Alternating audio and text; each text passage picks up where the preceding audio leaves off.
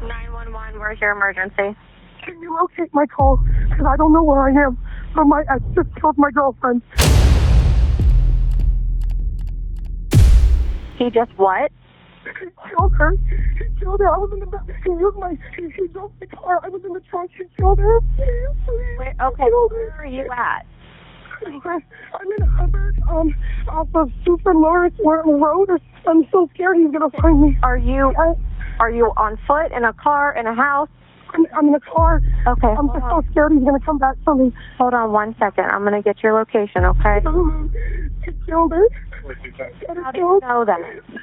I got her killed. She's my girlfriend, and he's crazy. He wants to be my boyfriend. Take a deep breath for me. I'm gonna get your location, and then we're gonna talk some more, okay?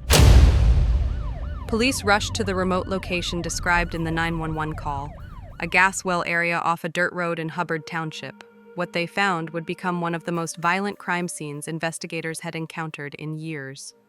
A silver Chevy Impala sat abandoned, its driver's side windows completely shot out. Glass littered the dashboard and surrounding ground. Inside the vehicle, 22-year-old Adreionna Hasley-Crockett had suffered multiple gunshot wounds. Nearby, officers observed a second vehicle, a white passenger car. Standing beside it was a visibly distraught woman clutching a small child. This was Judith Britton, the woman who had made the frantic 911 call just minutes earlier.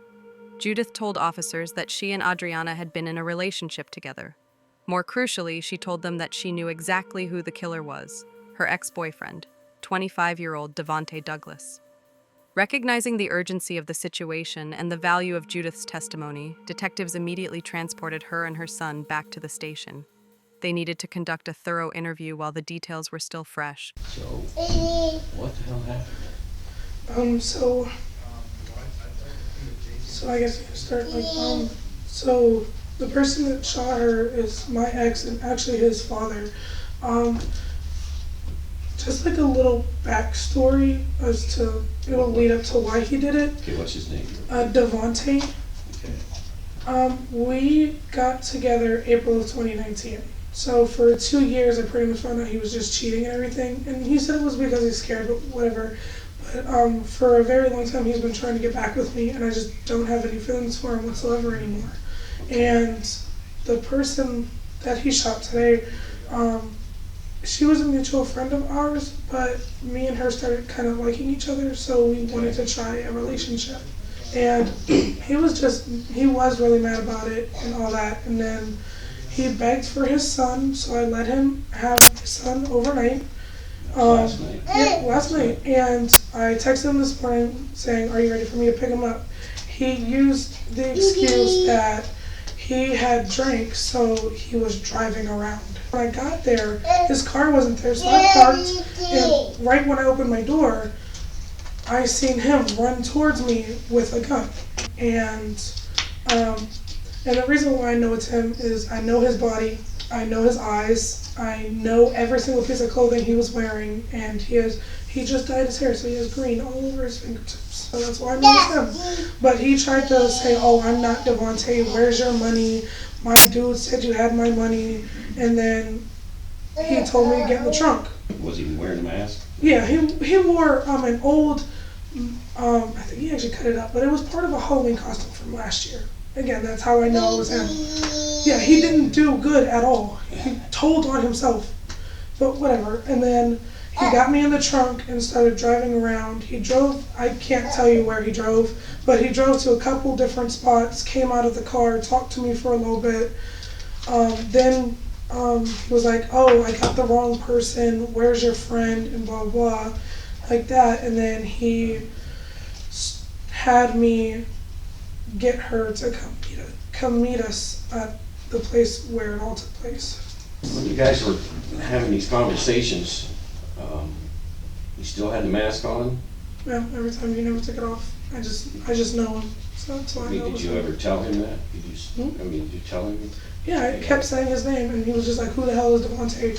Blah, blah, blah. And I don't know a Devonte." And I'm just like, whatever. Then I just started going with it, so he wouldn't want to hurt me even more. Okay, so you're there, you're off the road there, I assume, right? That we were waiting for?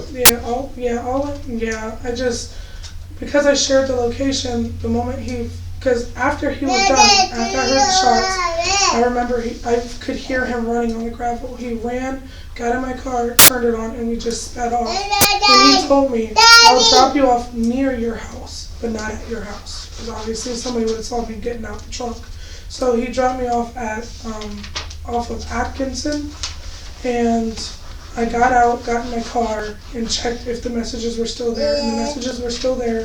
So I just hurried up, went to his house, and I saw him walking back towards his house. He had changed his clothes, and I stopped, and I just went with it a little bit. I'm like, what's going on? Well, and then I was just like, where's is he at home? And he said, he must be at home.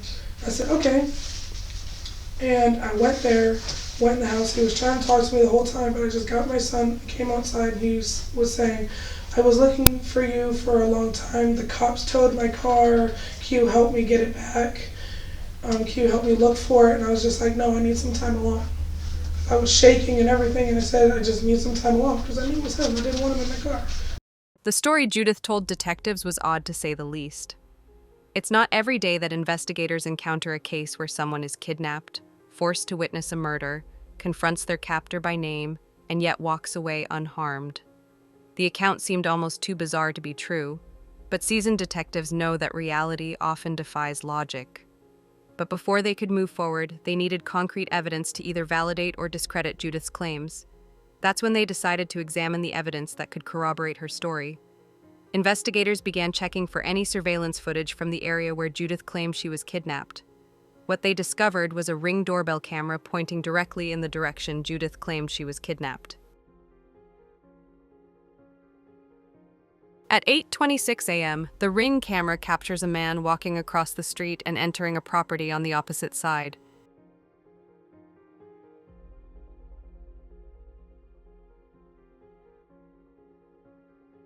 He appears to be hiding behind parked cars, waiting. At 8:27, Judith's white vehicle pulls up to the house and parks.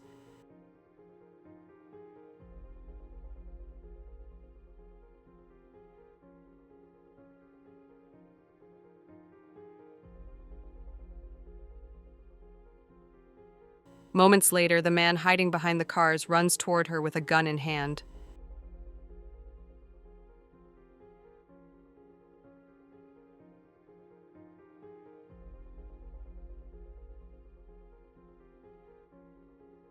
After what appears to be a brief confrontation, he forces her into the trunk of her own vehicle, making sure it's securely locked.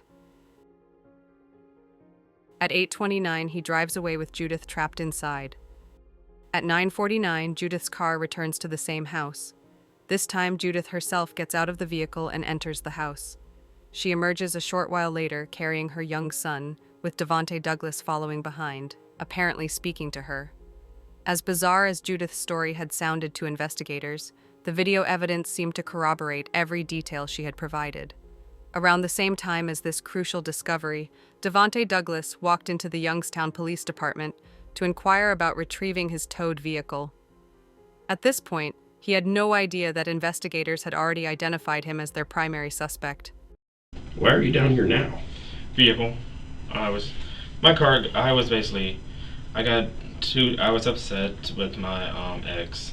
We got into a big argument. I couldn't go to sleep, so went out about 5 or 6ish. I have to look at the when I bought the alcohol. So I pulled over to the closest place I could, the first abandoned house, because I didn't want to get in trouble for driving and drinking. So I got out my car, started walking around. Then I found out my friend was missing, so I started looking for her. And then while I was looking for her, my car got towed, so I came down here to find out, where's my car, so I can get it. What friend was missing? Judith Britton. So she was missing? Yes, somebody text. I was trying to call her because again she was supposed to pick up her son. I was asking her, did she pick him up? She wasn't answering. Then somebody answered, basically saying, "Who is this?" I said, basically, "Who's this?" We got into an argument over the phone, and basically then the fourth he just said he has her, and I was just wondering, I was just trying to see what's going on. I said, please let her go. Basically, just make sure you don't hurt her. and he told me, don't tell anybody. So I tried to basically just look for her, see if she was around the area, but I wanted to. Probably didn't know where to look. Then next thing I know, after so many, after basically an hour or two of looking for her, she pops up in her car. I'm like, what happened? She wouldn't talk to me. She basically just drove straight to my house, went in the house, grabbed my son, and left. Like, she wouldn't talk to me about the situation that happened, and I was just worried about her. And So when you called her, you said somebody else answered her phone? yes, I don't know who the person was. It sounded like a gentleman. Don't really know how to basically describe his voice, but I was more worried about her, making sure that I wasn't trying to anger him and make him do anything to her. Why would he be after her? That's the only one who knows more than I do is her, and she wouldn't even talk to me. Again, he wasn't trying to talk to me. So she just shows up after Basically just missing. Time. I didn't want to involve the cops in case basically it was just nothing to really be worried about. Because usually I said basically wait at least 24 hours. Right. I blew up her phone. The calls really weren't going through. Once they did, that's when that person got on the phone, and then it was just texting after that. And so I was just worried. He said he's going to set her free. I said where? He said around the place that she was, and I didn't know where that even was. Okay. I've never seen somebody with that vibrant of red. It was just bright red. But Your hair is green. I did it because it was for Christmas. I was going to either be the Grinch or just basically just wear a black and green outfit. Whatever makes the kids laugh, right? When Devonte made a comment about having never seen someone with that vibrant of a red, the detective casually responded by noting his own green hair. What seemed like small talk was actually investigators gathering crucial evidence. Judith had specifically mentioned that her kidnapper had green dye all over his fingertips from recently coloring his hair. As Devonte sat across from investigators, the green staining was clearly visible on both his hair and his nails, exactly as Judith had described. All right, well, listen. Are you sure there's nothing else you did today? No, sir. Because why would you think we're here? Why would you think you've got 3 detectives? One from the Sheriff's Department, Hubbard, Weathersfield, That's exactly why I want to find Liberty. Well, we have a deceased young lady. out. No. What do you mean? Do not tell me. It's not your baby's mom. Do not tell me my kid's godmother is dead. I don't know who your kid's godmother is. She goes by the name Adreionna, but I call her Dree. What's her last name? Crockett. That's the only one I can think of. Do not tell me she's dead. Why would she be dead? You said a deceased young lady. You brought up Adreionna. Mm-hmm. I'm not basically, again, I'm not slow. I'm not stupid. I'm not saying you are. Do not tell saying me. you are. She cannot be. I just basically again had a fight with her, and again I was trying to go to make it up the next day. What was the fight about? We've been fighting about basically me and my ex. My ex has been constantly spending time with her. Okay. That's what the last fight was about because they started dating. Okay. Again, my kids were getting mad at me. We got into a big argument, and I was going to make it up to her. Okay. Please do not tell me she's dead. Do you own a gun? Right now, it's not on me. I left with my sister because she said there's some issues going on over there. So I said, hey, just keep hold on to it. When there's heated domestic stuff. What kind of gun is it? I don't know the exact name of it, but it's a G something. But you have a way of avoiding the question. Please do not tell me she's. What caliber is your gun? I don't know 100%. Again, the only time I use this when I go to a gun range with my friend. When's the last time you fired a gun? The last time I fired it,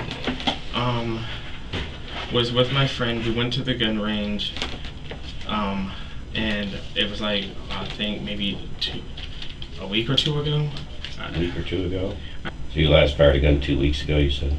Yes. That was at the range? Yes. Where you were at targets anyhow, right? So, I will admit sometimes I go towards the woods where nobody's at and I fire it then too. That was about I'll admit that was last night when I was drunk. I did shoot it basically because I went to my sister's. I did shoot it over there because I wanted to let loose. When detectives revealed they had a deceased young woman, Devonte's reaction was immediate and intense. But rather than pursue this vulnerable moment, investigators strategically shifted to questions about his gun ownership. This wasn't just about catching him off guard. It prevented him from using any rehearsed response to the news of the death or turning on the tears at will. Instead, they asked when he last fired his weapon. Devonte initially claimed it was 2 weeks ago at a gun range, but then he quickly backtracked, admitting to shooting the gun the night before while drunk. This sudden change in his story revealed that Devonte was strategically thinking ahead, realizing that a gunshot residue test would likely expose any lies about recent gun use. Just as he anticipated, detectives conducted the residue test, after which they would now turn up the pressure and see if Devonte's carefully constructed responses would begin to crumble.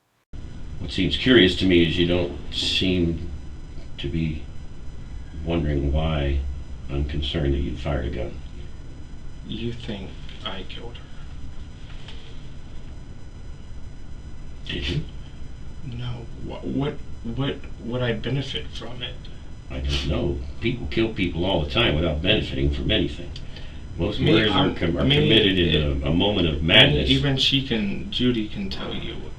I'm a person that basically, again, wants to always benefit from something. Mm-hmm. That's literally why she always got mad at me. Because I basically just always try to benefit from everything. What would be the benefit of me getting rid of her? My kids no longer have another person to take care of them. They basically just lost basically their grandfather. Now you're telling me that basically I'm going to just kill their godmother? Well, I don't know you.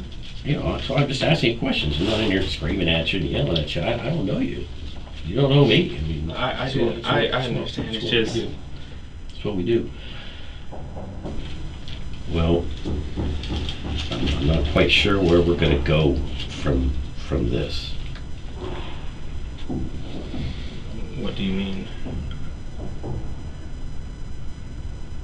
Well, I'm deciding, do I lock you up or do I let you go?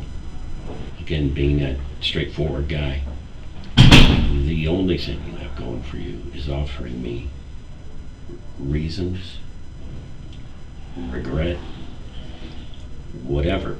That's the only thing you've got going for you right now.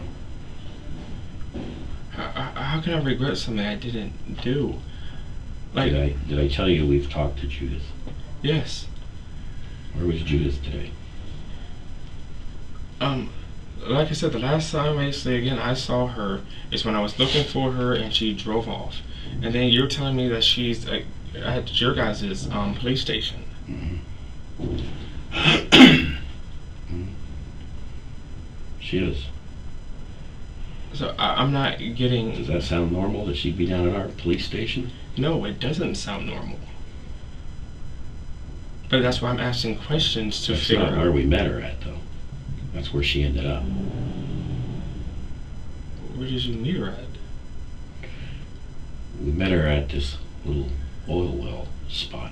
Is where we met her. That's where we met her. A little out of the way off the road, dirt road. Is where we met her. Why? Somebody put her in the trunk of a car. And if you're saying she went back there, there's only... Why would she be there if, basically, again, there's no reason for her to be there? This is Devonte's first big mistake. When the detective mentioned finding Judith at the dirt road location, Devonte asked why she would go back there, revealing that he knew she had been there before. Detectives had never told him that's where they found the body, so for Devonte to know that Judith had been there, It's clear that he had knowledge that only the perpetrator would know. The detective now had him contradicting his own story, and is now ready to press forward with renewed intensity, knowing they had caught him in a lie that he couldn't easily explain away. Well, Devonte, there is more you can say. What more can I say? The more you can say is what happened, what caused this. All I remember is the argument. It started off, we were bowling. Okay, and that was today? That was Yesterday. Okay. We had a bowling night. I wanted to, again, she said she wanted to be my friend. Okay. I tried basically with the last of my heart, basically that was not her, to be her friend and try to start over. Right. We started bowling and she started talking. I asked her, because she slipped up with it, I asked her, are you dating her? And she told me she does not like to lie, so she avoids the question. Then me and Judy started arguing again on the way home. I dropped her off. So I went home, tried to call her, tried to tell her that her son made it home safely, and she didn't answer. And I just kept getting more and more furious because I felt like she was just neglecting our son for basically a woman. I'm trying to tell you he made it home and you're not answering. So I started drinking the alcohol in my house. Instantly went out to my car, took out the trash, left again around 5 or 6 in the morning, drinking more, and then all I know is I know I would have got in trouble basically if I kept driving, so I parked at the first house. And then after that, all I remember is coming back to and then basically noticing my car is gone and I'm reading messages and I thought I guess it was the other man, but I guess it was me just texting myself. Here's the thing that makes me think that maybe you do remember more. Okay. One is that you tried to wear a mask. But that hair and the mask is one you had for Halloween.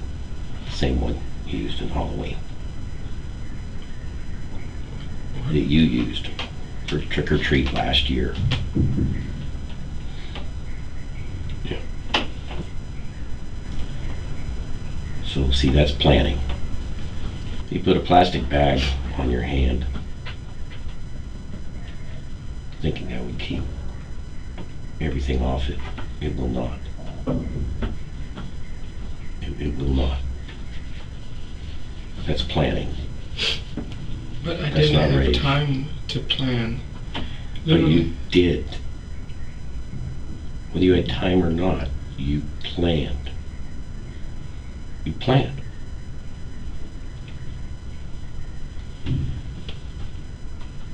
You used Judith's phone to get her to come to where you guys were at. Look at me. When she pulled down that road, you emptied that gun. Thank God that you didn't kill Judith.